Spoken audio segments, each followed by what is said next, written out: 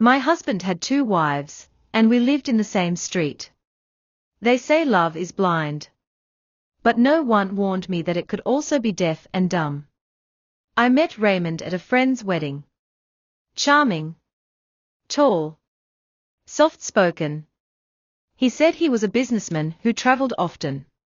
He didn't have much time for love until he met me. We courted for 8 months, and he proposed. We had a simple but beautiful ceremony. No crowd, just close family. I moved into his house, a 2-bedroom apartment on a quiet street. He was always coming and going, but he called often. Texted. Sent gifts. I thought I had won the husband jackpot. But 3 years in, the cracks began to show.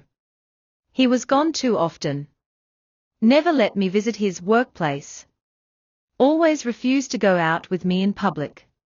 And he never allowed me to touch his phone. One day, I had a terrible stomach ache, and he rushed out to buy medicine. He left his phone behind.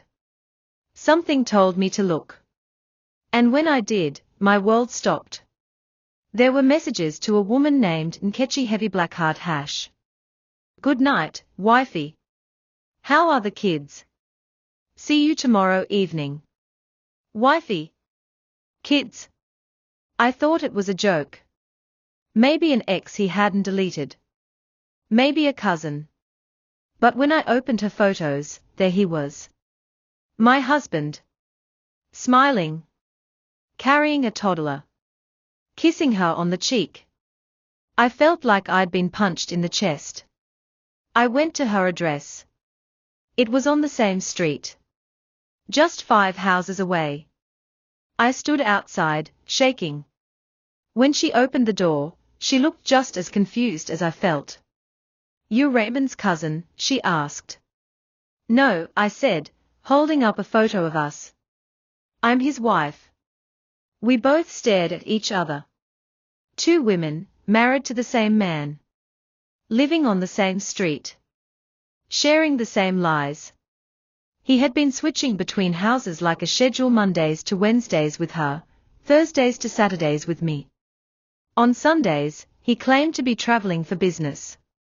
He had 2 lives. 2 families. And we had no idea. The confrontation was explosive. He denied it at first. Then he begged. He cried. Said he loved us both. That he just wanted peace. Peace. There was no peace after that. We both left him. And now, Nkechi and I. We are friends. We share more than heartbreak, we share survival. Because betrayal cuts deep. But knowing you were never crazy. That the red flags were real. That's what begins the healing. Share your thoughts in the comment section. Like, follow and subscribe to the Untold channel for more interesting stories.